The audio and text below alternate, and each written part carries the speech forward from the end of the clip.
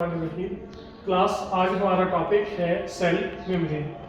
तो सबसे पहले आपको पता होना चाहिए कि सेल मेम्ब्रेन क्या चीज़ है। अगर हम प्लांट सेल की बात करें तो it is the outer most covering in the case of animal cell. Animal cell के अंदर क्या होगी जी? आउटर मोस्ट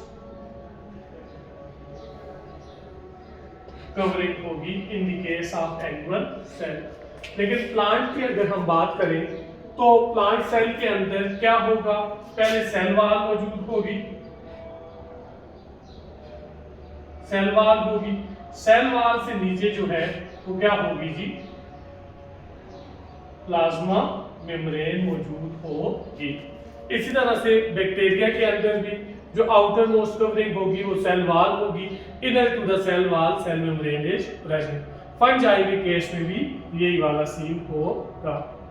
अब कंपोजिशन की बात करें तो cell wall is composed of a protein, lipids and carbohydrates. इसके अंदर प्रोटीन्स भी मौजूद होंगी, लिपिड्स भी मौजूद होंगे, कार्बोहाइड्रेट्स भी मौजूद होंगे। प्रोटीन की अगर हम परसेंटेज की बात करें तो 60 to 80% प्रोटीन्स मौजूद होंगी। इसी तरह से लिपिड जो होंगे वो 20 से 40% लिपिड्स मौजूद होंगे।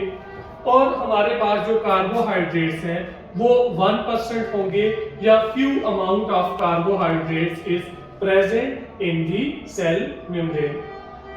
सेल मेम्ब्रेन का जो स्ट्रक्चर है, स्ट्रक्चर के अंदर क्या क्या चीजें मौजूद हैं? स्ट्रक्चर की अगर हम बात करें तो यहाँ पे लिपिड्स की बाई लेयर मौजूद होंगी।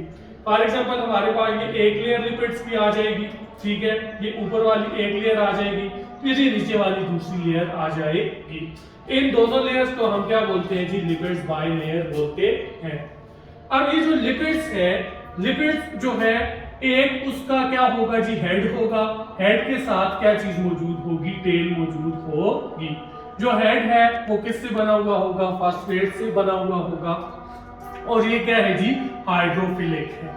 हाइड्रोफिलिक का मतलब ये है कि वाटर लविंग है, यानी कि वाटर को अपनी तरफ अट्रैक्ट करता है। इसी तरह से जो टेल है वो किससे बनी हुई होगी? फैटी एसिड से बनी हुई होगी। और हाइड्रोफोबिक है, यानी कि वाटर को क्या करती है जी? रिपेल करती है।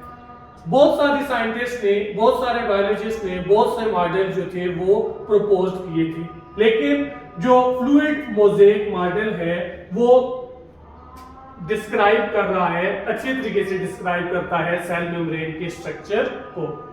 अकॉर्डिंग टू दिस मॉडल, अब ये जो हमारा फ्लूइड मोज़ेक मॉडल है, इस मॉडल के मुताबिक plasma membrane is a sea of lipids in which the protein molecules are floating. यानी कि एक सी ऑफ लिपिड्स है, एक यहाँ पे हमारे पास बहुत सारे लिपिड्स के मॉलिक्यूल्स हैं जिसके अंदर प्रोटीन्स के मॉलिक्यूल जो है वो फ्लोट कर रहे हैं। अब आते हैं हम स्ट्रक्चर की तरफ। तो प्लाज्मा मेम्ब्रेन के अंदर सबसे पहले ये तमाम के तमाम क्या चीज मौजूद है जी? लिपिड्स मौजूद हैं। लिपिड्स के अंदर यहाँ पे हमारे पास ये प्रोटीन्स मौजूद हैं, ये भी प्रोटीन्स मौजूद हैं, ये तमाम की तमाम प्रोटीन्स मौजूद हैं। कुछ प्रोटीन जो है वो एक साइड पे मौजूद है, कुछ जो है वो कंप्लीटली इवेंटेड है एक साइड से दूसरी साइड तक। तो ये जो एक साइड पे प्रोटीन मौजूद है, these proteins are called the extrinsic protein. While वो प्रोटीन जो दोनों लिपिड्स की मेम्ब्रेन में मौजूद है, इनको हम क्या बोलेंगे जी? इंट्रिंसिक प्रोटीन्स बोलेंगे। अब प्रोटीन्स के ऊपर ये इसके साथ क्या चीज अटैच है जी? प्रोटीन्स के साथ भी अटैच है और लिपिड्स के साथ भी अटैच है। इनको हम क्या बोलेंगे जी? कार्बोहाइड्रेट्स बोलेंगे। और इस पूरे के पूरे मॉलिक्यूल्स को, कार्बोहाइड्रेट्स प्लस प्रोटीन का जो मॉलिक्यूल्स है, इसको हम कलेक्टिवली बोलेंगे ग्लाइकोप्रोटीन। यानी कि ग्लाइको मीन ग्लूकोज, ग्लूकोज हमारे पास क्या है जी? कार्बोहाइड्रेट्स है, और प्रोटीन, इनको हम इस कंजुगेट मॉलिक्यूल को क्या बोलेंगे? ग्लाइकोप्रोटीन बोलेंगे। इसी तरह से ये जो कार्बोहाइड्रेट्स हैं ये अटैच है at the surface of lipids. तो इस मॉलिक्यूल को, ये जो कंजुगेट मॉलिक्यूल बनेगा, यानी कि हमारे पास कार्बोहाइड्रेट्स प्लस लिपिड्स का जो एक मॉलिक्यूल बनेगा मिलके, इस मॉलिक्यूल को हम क्या बोलेंगे? कलेक्टिवली बोलेंगे ग्लाइकोलिपिड्स बोलेंगे। अब ये जो प्लाज्मा मेम्ब्रेन है, प्लाज्मा मेम्ब्रेन जो है इन डिफरेंट प्रोटीन्स मॉलिक्यूल की मौजूदगी की वजह से, डिफरेंट लिपिड्स की मौजूदगी की वजह से ये क्या है जी, सिलेक्टिवली परमिएबल है। सिलेक्टिवली परमिएबल का मतलब ये है कि ये उन तमाम के तमाम सब्सटेंस को, उन तमाम के तमाम मॉलिक्यूल्स को अलाउ करती है कि वो मूव करके किधर आ जाएंगे जी, साइटोप्लाज्म के अंदर आ सके। यहां से ये क्या करेगी जी, इनको अलाउ करेगी कि ये मॉलिक्यूल मूव करके साइटोप्लाज्म के अंदर आ जाए। कौन से मॉलिक्यूल को अलाउ करेगी? वो मॉलिक्यूल जो साइटोप्लाज्म के अंदर रिक्वायर्ड है। अगर कुछ मॉलिक्यूल ऐसे हैं जो कि रिक्वायर्ड नहीं है तो उनको ये मेम्ब्रेन अलाउ नहीं करेगी। As a result exchange of material नहीं होगा।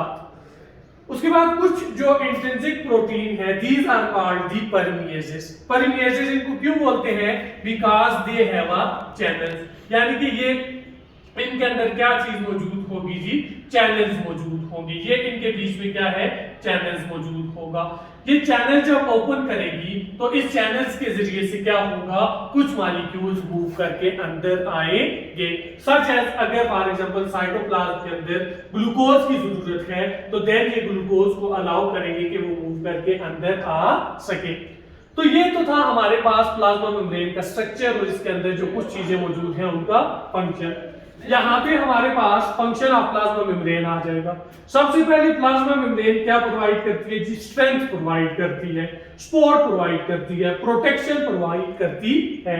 उसके बाद परमेबिलिटी प्रोवाइड करती है। परमेबिलिटी का मतलब ये है कि ये अलाउ करती है कुछ सब्सटेंस को जो रिक्वायर्ड है वो मूव करके अंदर जा सके और जो अंदर रिक्वायर्ड नहीं है वो मूव करके सेल से बाहर आ सके। इम्यूनिटी प्रोवाइड करती है, रिस्पांस प्रोवाइड करती है। उसके बाद ये जो डिफरेंट टाइप्स की प्रोटीन है ये क्या करती है जी, ये स्टिमुलाई को रिसीव करती है और सेंड करती है from one side of cell to the another side, एक साइड से दूसरी साइड की तरफ सेंड करती है। प्लाज्मा मेम्ब्रेन जो है ये और भी बहुत सारे डिफरेंट फंक्शन परफॉर्म करती है, वो हम इंशाल्लाह डिटेल के साथ डिस्कस करेंगे।